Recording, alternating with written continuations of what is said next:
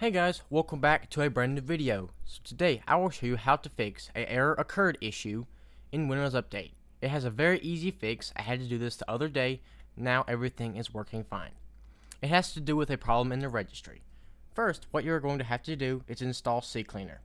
There is a free version and a pro version, but today we will install the free version. So click free download and wait for it to install. Now, once it's done, click it. Now, here's the CCleaner setup. So click Install, and here it says CCleaner recommends Avast Secure Line VPN.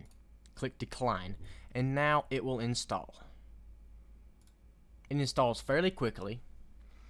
So now here is CCleaner. So what you're going to want to do first is go over to the left side of the screen where it says Registry, and click Scan for Issues. So now it is scanning through your registry and seeing if there's any issues with any of the registry files. So when it finds them, go over here to where it says Review Selected Issues, click No and click Fix Issue.